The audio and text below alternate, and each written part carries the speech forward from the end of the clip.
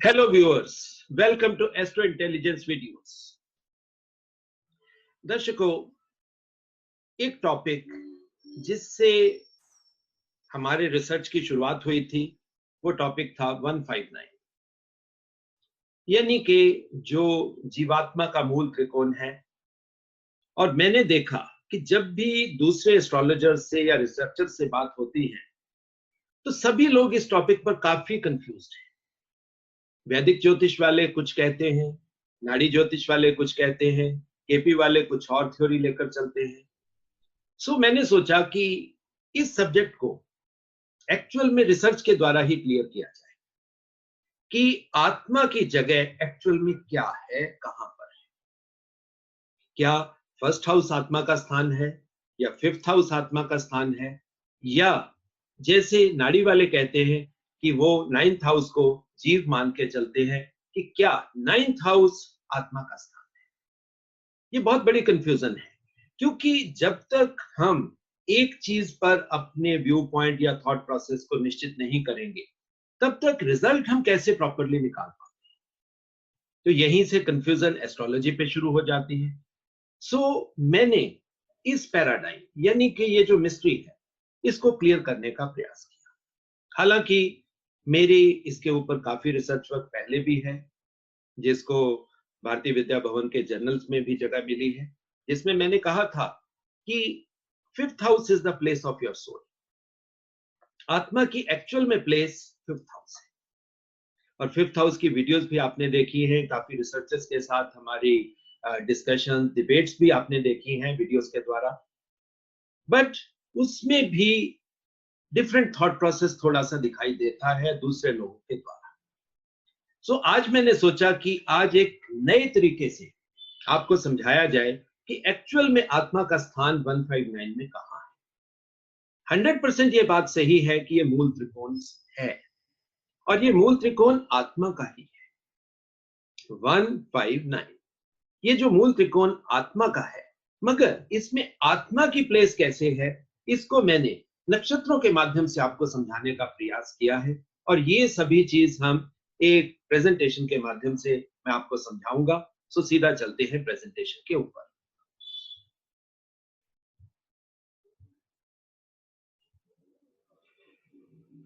ये दर्शकों, आपके सामने स्क्रीन पर आप देख रहे हैं सॉल्विंग 159 पैराडाइम। अब जैसे ही हम इस चीज के ऊपर आते हैं कि ये जो 159 का पैराडाइम है यानी मिस्ट्री है, इस मिस्ट्री को हमने सॉल्व करना है एंड वंस फॉर ऑल इसको सेटल करना है।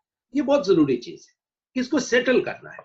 क्योंकि अगर थॉट प्रोसेस पे थॉट प्रोसेस देते जाएं और उस चीज को लोग अपने तरीके से ही चलाने का प्रयास करें, यानी कि कुछ कहें नहीं सर हमें तो रिजल्ट इसी तरह मिल रहे हैं, हम तो इसी तरह देखेंगे, दैट इज नो वे।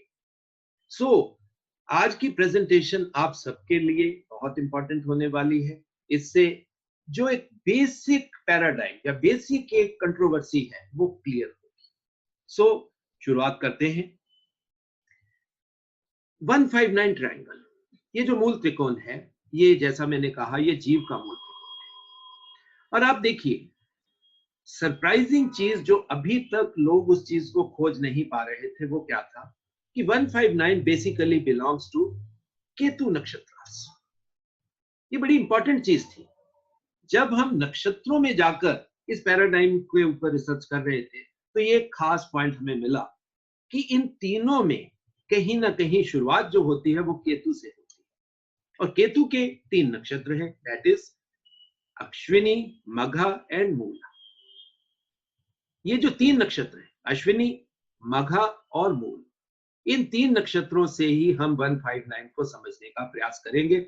और जब आप इस एंगल से समझेंगे तो आपको ज्यादा क्लैरिटी फील होगी। अब जैसा मैं हर वीडियो में कहता हूं कि अगर हमें केतु को लेना है तो हमें राहु को साथ में लेना पड़ेगा, क्योंकि Rahu Ketu is one entity, ये कोई डिफरेंट एंटिटीज नहीं है। हम ऐसे नहीं लेके चल सकते कि Ketu is a different thing and Rahu is a different thing. Rahu and Ketu they are one entity.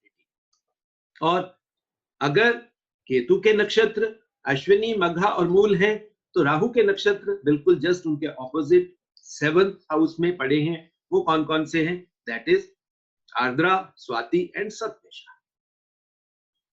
ये चीजें मैं आपको एकेडमिकली बता रहा हूं ताकि आपको समझने में आसानी रहे। आगे पढ़ते हैं। Being the seat of Ketu nakshatra Ashwini, first house becomes the seat of deh, the body, because Ketu is body. अब आप देखिए, ये आपको जब वो समुद्र मंथन वाली स्टोरी है वो आपको दोबारा थोड़ा सा रिमाइंड में करवा दूं ताकि आपके लिए वो एक रेडी रेकनर हो जाए कि राहु आपका सिर है। क्योंकि जब विष्णु ने स्वर भानु को 2 हिस्सों में विभक्त किया, डिवाइड किया, जो हेड का पोर्शन था दैट बिकम्स राहु और जो बॉडी का पोर्शन था that becomes Ketu. So Ketu is your body.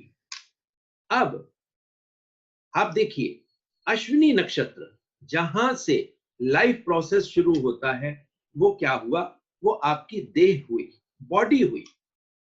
And here sun the soul और atman is exalted because deh should be formed as per the characters brought forward by atman as its samskaras which is specified by Ketu having knowledge of the past.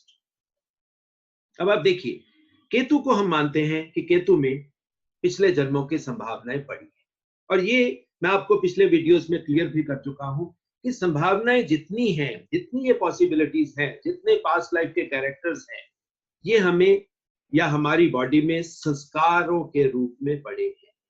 हमें संस्कारों से इन चीजों को देखना है। अब केतु अगर आपके फर्स्ट हाउस यानी कि अश्विनी नक्षत्र का लॉर्ड है या वहां पर हमारा बर्थ का प्रोसेस या लाइफ का प्रोसेस शुरू होता है, सो यहां पर हम क्या देखते हैं कि सबसे पहले बॉडी फॉर्म होनी शुरू होती है और बॉडी फॉर्म होने के लिए आत्मा का वहां पर आना जरूरी है। आत्मा आएगी तभी बच्चे की बॉडी फॉर्म हो। अब बच्चे की बॉडी फॉर्म होने के लिए उसमें पुराने लाइफ के, पास्ट लाइफ के जो एक्सपीरियंसेस, जो संस्कार के फॉर्म में वहां पे आए हैं, वो उस बॉडी को फॉर्म होने में गाइड करेंगे। दैट इज वाई हर राशि में जो बच्चा जन्मता है उसके फेशियल कैरेक्टर्स, उसके बॉडी के कैरेक्टर्स डिफरेंट होते हैं और ये निश्चित होता है केतु के पास्ट लाइफ एक्सपीरियंसेस जो केतु अपने साथ में लेकर आया। मगर केतु एक्चुअल में ये बॉडी है। सो फर्स्ट हाउस में हम देखते हैं कि बॉडी यानी देह और देह के अंदर आत्मा, आत्मा यहां पर एक्सॉल्टेड होती है। ये ऋषियों ने भी हमें समझाया और यहां पर समझ में भी आता है, क्योंकि अगर बच्चे को गर्भ में 9 महीने पूरे करने हैं तो वहां पर आत्मा को एक्सॉल्टेड होना ही पड़ेगा। बिना आत्मा के एक्सॉल्टेड हुए अगर आत्मा वहां थोड़े से भी कम डिग्री में हो जाए, डेबिलिटेशन में हो जाए, तो क्या होगा? कहीं ना कहीं किसी अंग का विकास प्रॉपर तरीके से नहीं हो पाएगा, क्योंकि सूर्य यहां पर आपकी अंदर की बेसिक एनर्जी है और इस बेसिक एनर्जी को एक्सॉल्टेड होना ही पड़ेगा, क्योंकि बॉडी ने फॉर्म तो वहीं से संस्कारों ने आना है। संस्कार आत्मा के साथ आएंगे और जो आत्मा के साथ संस्कार आएंगे बॉडी को उस तरीके से डेवलप होना है। This is also a gandanta song coming from Revati nakshatra which has Mercury as ruler, giving it the required memory to take past life sanskaras in present life. अब यहां पर अब आप देखिए, गंडांत की फिलॉसफी भी कितने सही ढंग से क्लियर होती है। गंडांत का मतलब क्या होता है? यानी कि जो गांठ, जो नॉट, पिछले पास्ट लाइफ या पास्ट लाइफ एक्सपीरियंस से जो नॉट बनी, उस नॉट को हमें अनटाई करना है, खोलना है। और ये कैसे पॉसिबल हो सकता है? जब आप देखिए, लास्ट नक्षत्र जो अश्विनी से पहले है वो है रेवती और रेवती नक्षत्र का रूलर है मरकरी। मरकरी किस चीज का है? आपकी मेमोरी है। और ये मेमोरी लेकर आने वाला या जो कारक हम मतलब बात को समझ सकते हैं वो मरकरी है। और मरकरी आपके पास्ट लाइफ की मेमोरी यानी कि पास्ट लाइफ से लेकर डेथ तक की मेमोरी मरकरी आगे ले जाने में सक्षम है, और अश्विनी नक्षत्र में उस नॉट को हमें खोलना है। अब आप देखिए, जब हम नक्षत्रों के बीच में जाते हैं तो ये चीजें कितने खूबसूरत तरीके से हमें समझ में आती हैं। अब आगे देखते हैं। Ketu justifies its role as bringing dissociation from past life memories. अब आप देखिए, यहां पर भी एक और रोल जो केतु का है, क्योंकि केतु डिसोसिएशन देता है, चीजों से डिसएसोशिएट करता है। मींस अब देखिए, किसी की भी डेथ जरूरी तो नहीं है कि सबकी डेथ बहुत पीसफुल हो, किसी की लाइफ वायलेंट भी हो सकती है, और वायलेंट डेथ की मेमोरीज कभी भी अच्छी नहीं हो सकती। सो उन बुरी जो मेमोरीज हैं, वो केतु उसको डिसएसोशिएट करता है कि मैं इसको आगे नहीं लेके जाऊंगा। मगर मेमोरी का कुछ पार्ट केतु के साथ संस्कार के फॉर्म में आ भी जाता है। सो वहीं पर फियर साइकोसिस, एंजाइटी न्यूरोसिस, जो साइकोलॉजिकल प्रॉब्लम्स आप लाइफ में देखते हैं, वो आपको देखने को मिलती है। आगे, but as its flag is even higher than the sun, which is Atman, clearly tells us that there is more emphasis. अब इस चीज को आप समझिए। फर्स्ट हाउस में सन यानी आत्मा एग्जॉल्टेड है, बट शास्त्रों में इस चीज को कहा गया है कि केतु आपका ध्वज है, और ध्वज की पोजीशन जो होती है सबसे ऊपर होती है, मींस आत्मा से भी ऊपर होती है। अब ये केतु क्या इंडिकेट करता है यहां? दैट मींस कि केतु के पास पावर है आत्मा से ऊपर होने की, या आत्मा के कैरेक्टर्स को सही तरीके से दुनिया को दिखाने की। और वो कैसे पॉसिबल है? वो आपकी बॉडी को बनाकर, आपकी देह को बनाकर, कि आपकी देह जो है वो आपकी आत्मा को प्रोजेक्ट कर रही है, और जो चीज भी प्रोजेक्ट करती है वो आत्मा से बड़ी ही मानी जाती है, यानी कि दिखाई ज्यादा बड़ी देती है। और यहां पर केतु अपने आप को जस्टिफाई करता हुआ प्रतीत होता है। That is why it is the house which tells us most important physical characters. शरीर का कैसे बनावट होगी, शरीर कैसे बनेगा, कैसे शरीर का गुण स्वभाव होंगे, ये केतु ही डिक्टेट करता है, और इन ए वे बॉडी हमारी उसी फिजिकल कैरेक्टर्स के साथ बन जाती है। Here energy access completes with Swati, making native ambitious and doing multiple works. अब आप देखिए, ये भी चीज, अब इसका जो दूसरा एक्सिस है, जो राहु केतु एक्सिस की हम बात करते हैं, जो अश्विनी के सामने एक्सिस कंप्लीशन होगी, वो होगी स्वाति के साथ। अब स्वाति जो नक्षत्र है, आप जानते हैं, ये इंसान को ओवर एम्बिशियस बनाता है। अब यहां पर एक चीज है, ये भी इसी चीज को इंडिकेट करता है कि ओवर एम्बिशियस किस चीज के बारे में है, यानी हमारी बॉडी, हमारी देह, जो देह है, ये लोगों को और अच्छे काम करते हुए दिखे। और यहां पर पिक्चराइजेशन कह लीजिए, प्रेजेंटेशन कह लीजिए, नेम, फेम, पॉपुलैरिटी कह लीजिए, ये स्वभाव भी स्वाति नक्षत्र में होते हैं। और अपने आप को बड़ा साबित करने के लिए, वही जो फ्लैग का सिंबल है, इंसान कई कार्य करता हुआ दिखाई भी देता है। ये स्वाति नक्षत्र का कैरेक्टर है। अब आप समझिए कि that means first house is the seat of your देह, योर बॉडी। सो अब हम इस चीज को बिल्कुल क्लियरली मान के चलते हैं कि first house is the seat of your body. अब नेक्स्ट हम मूल त्रिकोण के सेकेंड पोजीशन यानी कि फिफ्थ स्थान को देखेंगे। फिफ्थ हाउस है सन, द आत्मन एज इट्स मूल त्रिकोण साइन। अब यहां पर आप देखिए, आत्मा का ये मूल त्रिकोण साइन है। फर्स्ट हाउस में सन एक्सॉल्टेड था, सन के मूल त्रिकोण की पोजीशन फिफ्थ हाउस में आएगी।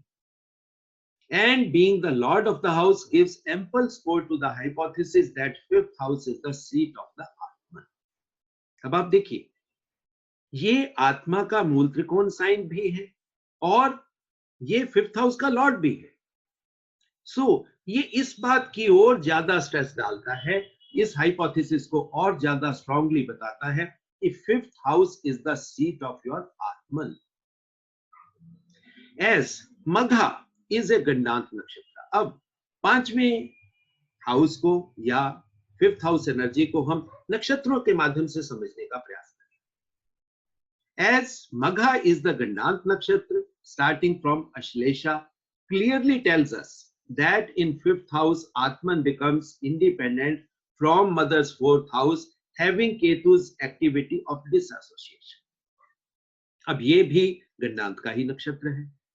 इससे पीछे अश्लेषा, यानी कि अश्लेषा से हम मघा में आते हैं, फोर्थ हाउस से फिफ्थ हाउस में एंटर करते हैं। फोर्थ हाउस आप जानते हैं माता का है।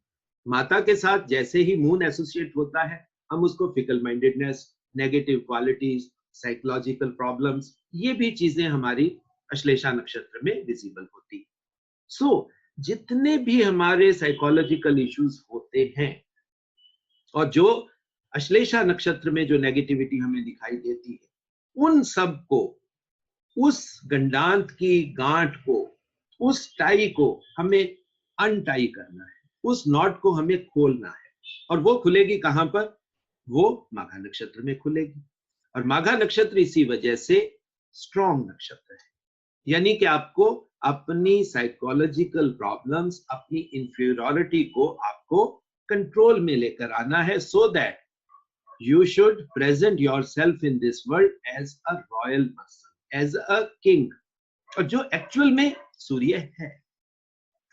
और फिर दूसरी चीज देखिए, अब यहां पर केतु अपने आप को जस्टिफाई करता हुआ दिखाई देता है कि केतु का काम क्या है? डिसएसोसिएट करना।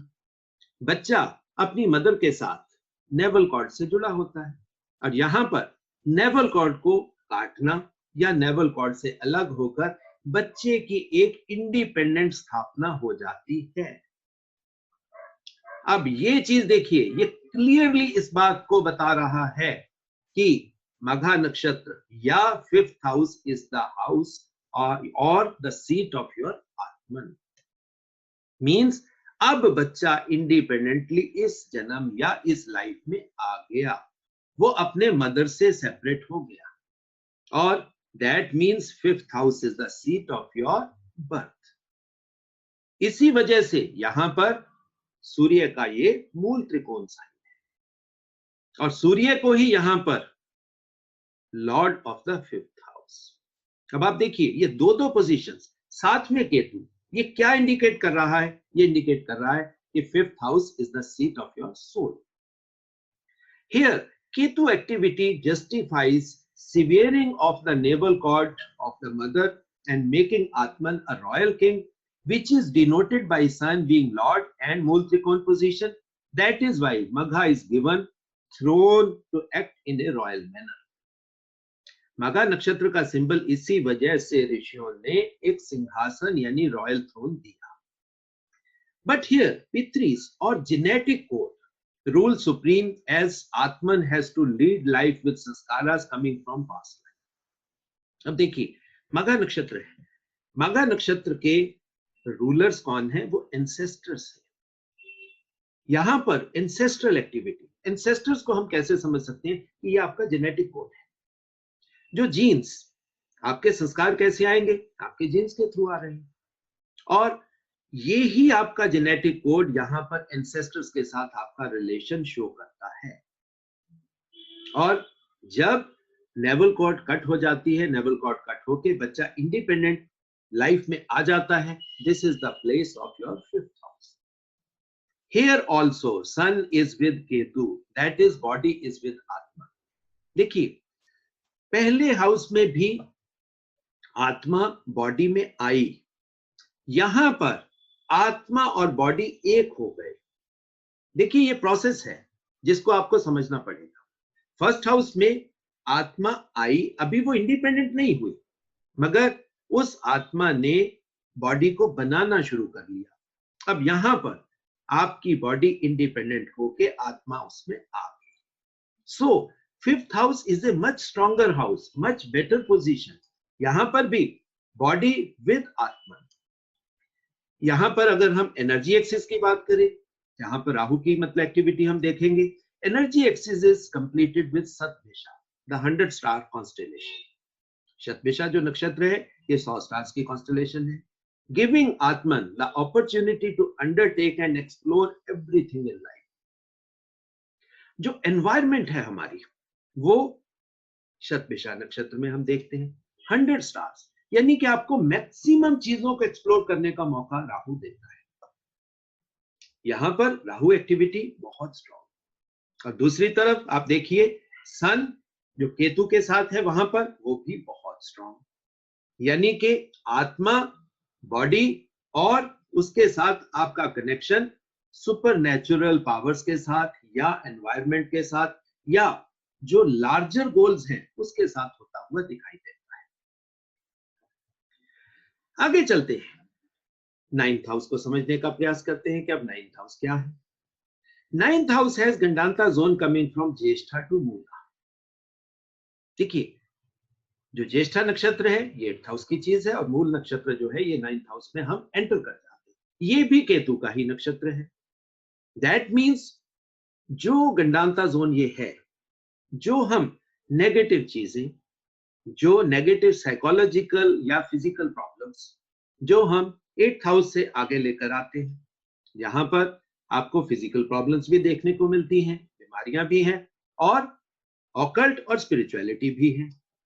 ये सभी चीजें नेगेटिव पॉजिटिव साइकोलॉजी बनाती है किसी की भी, और यहीं पर गंडांत बनेगा।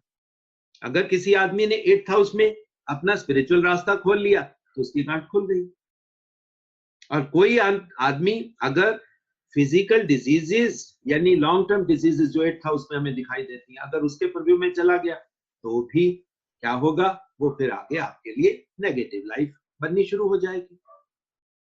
सो यहां पर ये जो गंडांत है कि हमें इस गांठ को खोलना है, और ये गांठ खुलती हुई दिखाई देगी मूल में, मूल नक्षत्र में।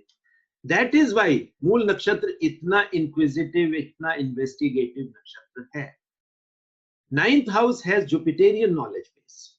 जुपिटर आपके नॉलेज का देवता, आपको डिवाइन कॉन्स्टिट्यूशन की समझ देने वाला। अब आप देखिए यहां पर डिवाइन कॉन्स्टिट्यूशन का रोल कैसे बढ़िया तरीके से समझ में आता है। अगर आपको फिजिकल इश्यूज हैं, फिजिकल बीमारियां हैं, तो आपको अपने बॉडी के कॉन्स्टिट्यूशन को समझना पड़ता है मूल में जाकर। और अगर आपने ऑकल्ट और स्पिरिचुअल रास्ता पकड़ लिया, तब भी आपको डीपेस्ट मूल स्थान पे जाकर अपनी कुंडलिनी को जागृत करके अपनी कुंडलिनी एनर्जी को जागृत करना है, और वो भी आगे मूल में से ही चालू होगा। अब आप देखिए, नेगेटिव पॉजिटिव दोनों काम यहां पर होते हुए दिखाई देते हैं। दैट मीन्स वो जो नॉट है, नॉट खुलती हुई प्रतीत होती, so that Atman should grab the knowledge of the constitution of physical body that is coming through long-term diseases of 8th house, then psychological occult knowledge and spiritual realm, death-like experiences from diseases and meditation. ये भी है 8th house में। आप देखिए ये meditation का house है। 8th house में ड्यूरिंग मेडिटेशन कुछ लोग जो डीप मेडिटेशन में चले जाते हैं उनको आउट ऑफ बॉडी एक्सपीरियंसेस होते हैं, यानी कि आत्मा शरीर टेम्परेरी तरीके से छोड़ देते हैं। और जिनको लॉन्ग टर्म डिजीजेस होती हैं उनको भी ये फीलिंग आती है। बहुत से लोग स्टोरी सुनाते हैं, जी हमारी डेथ हो गई थी, डेथ के बाद यमराज ने हमें वापस भेज दिया, वो स्टोरीज बनाते हैं।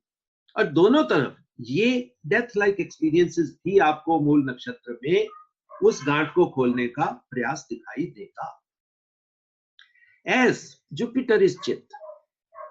दर्शकों, ये बात मैं आज आपको क्लियर करना चाहता था कि जुपिटर एक्चुअल में क्या है। जुपिटर को अलग अलग नामों से बोल दिया जाता है, मगर जुपिटर आपका चित्त है, अंतःकरण नहीं है।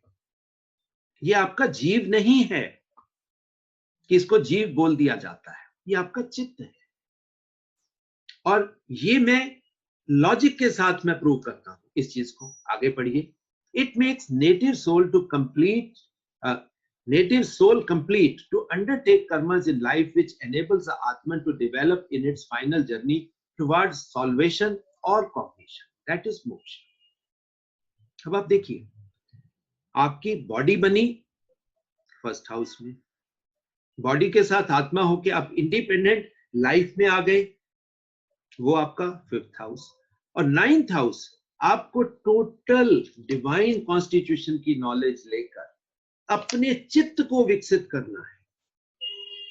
चित्त की विकसित होना ही ये आपको डेवलप करता है, और यहीं से जो लोग कहते हैं कि मोक्ष हमें चाहिए, हम मोक्ष प्राप्त करना चाहते हैं, एक्चुअल में दिस इज एनलाइटनमेंट। एनलाइटनमेंट क्या है? यानी कि नॉलेज आपको अंधकार से प्रकाश की ओर ले जाती है।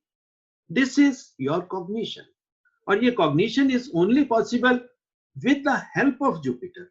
जुपिटर की हेल्प चाहिए, क्योंकि वो एनलाइटनमेंट, वो नॉलेज जो आपको प्रकाश देगी, वो यहां पर दिखाई देती है। यहां पर बॉडी और चित्त फर्स्ट हाउस में आपको दिखाई दिए, आत्मा बॉडी को बनाती हुई। फिफ्थ हाउस में आपको दिखाई दिए आत्मा बॉडी के रूप में इंडिपेंडेंट बॉडी, यानी आपकी लाइफ जैसी बननी थी आप इंडिपेंडेंट लाइफ में आ गए। और नाइन्थ हाउस आपके चित्त को डेवलप करने का रास्ता है।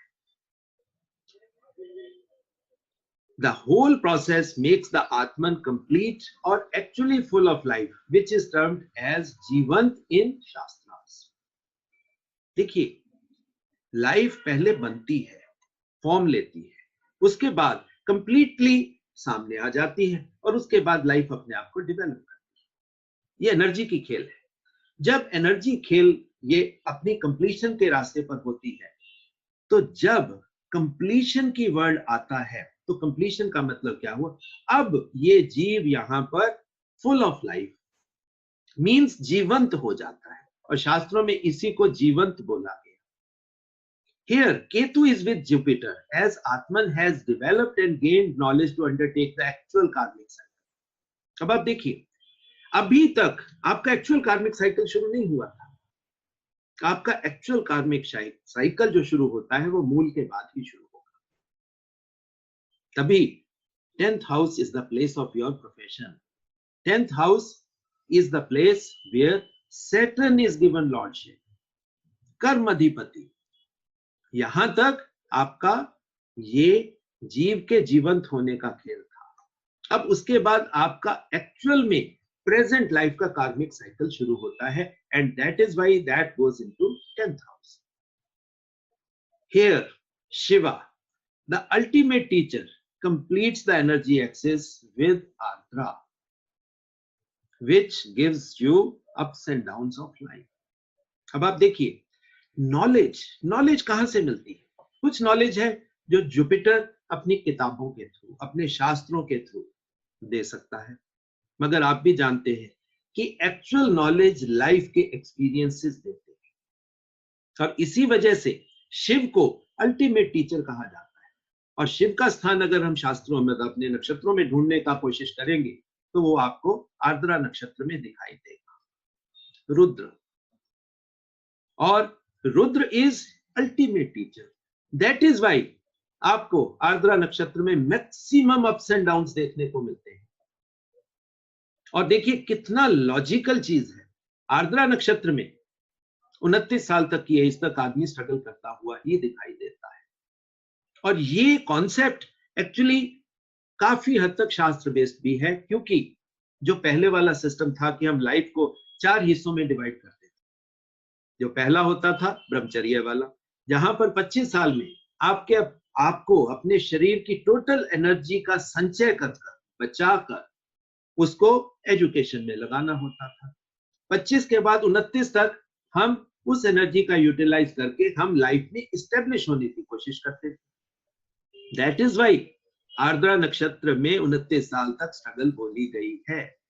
और अब आप देखिए, वहां पर मैक्सिमम वायलेंट एनर्जी आपको देखने को मिलेगी आर्द्रा नक्षत्र में, और वो वायलेंट एनर्जी कौन है? That is Shiva. और वहीं से हमें अल्टीमेट नॉलेज मिलेगी। सो दर्शकों, ये कॉन्सेप्ट जो है, इस कॉन्सेप्ट के माध्यम से जब हमने नक्षत्रों का एनर्जी एक्सिस बनाया, अश्विनी का, उसके बाद मघा का, उसके बाद मूल का, ये तीनों के जब हमने एनर्जी एक्सिस बनाए, तो हमें 159 का जो पैराडाइम था, जो मिस्ट्री थी, जो कंट्रोवर्सी थी, जो कंफ्यूजन थी, वो क्लियर होती हुई दिखाई दी। और ये बहुत लॉजिकल तरीके से और वैदिक शास्त्रों के हिसाब से 100% एक एक बात, मतलब जिसको हम कहते हैं कि अपनी जगह पर होती हुई प्रतीत हुई। सो यहां से हम आशा करते हैं कि लोगों को ये समझ में आ जाएगा कि आपको कौन सी चीज को कहां पर प्लेस करना है। फर्स्ट हाउस किस चीज की सीट है, फिफ्थ हाउस किस चीज की सीट है, और नाइन्थ हाउस किस चीज की सीट है। आपके रेडी रखने के लिए मैं आपको दोबारा याद करवा दूं। First house is the seat of your Atman, making your body, making your देह. Second house, your देह becomes independent. और third, your चित्त is developing. Ninth house आपके चित्त का स्थान है। So, दर्शकों, आशा करता हूं कि आज की वीडियो से, आज की प्रेजेंटेशन से आपको काफी डीप चीजें समझ में आई होंगी, और ये जो पैराडाइम, ये जो मिस्ट्रीज मतलब बनती हैं, ये मिस्ट्रीज काफी हद तक क्लियर हुई। सो आगे से आप 159 यानी जो जीव का मूल त्रिकोण है उसमें आप कंफ्यूज मत होइए, अच्छे ढंग से चीजों को समझिए। जब आप अच्छे ढंग से चीजों को समझोगे तो आप अपनी लाइफ को भी अच्छे तरीके से डिसाइफर कर पाओगे और लोगों के लिए भी आप हेल्पफुल होते जाओगे। बाकी जो रिक्वेस्ट हर वीडियो में मैं करता हूं वो दोबारा इस वीडियो में भी करूंगा। जो दर्शक हमारे साथ कम्युनिकेट करना चाहते हैं, हमारे इंस्टीट्यूट में एजुकेशन लेना चाहते हैं या कंसल्टेशन लेना चाहते हैं, उन सभी के लिए मेरा एक ही फोन नंबर है, दैट इज 9881164483। और दर्शकों, बिना उस रिक्वेस्ट के वीडियो कभी कंप्लीट नहीं होगी जहां पर मैं आपको तंग करता रहूंगा, आपके पीछे पड़ता हुआ दिखाई देता रहूंगा कि इस एस्ट्रो इंटेलिजेंस नाम के चैनल को, जो कि मेरा नहीं आपका है, हम सबका चैनल है, इस चैनल को ज्यादा से ज्यादा बढ़ाइए, घर घर तक पहुंचाइए, ताकि जो एस्ट्रोलॉजी के नाम पर जो झूठ, जो कंट्रोवर्सीज बेची जाती हैं और उसके माध्यम से कमर्शियल एंगल खड़ा करके आपको डर का एक माहौल बना दिया जाता है, उससे निकलने में आपको हेल्प मिले। धन्यवाद दोस्तों, बहुत बहुत आशीर्वाद। आशा करता हूं आगे भी हमारी जर्नी इसी तरह बरकरार रहेगी, आपका प्यार हमें मिलता रहेगा। धन्यवाद।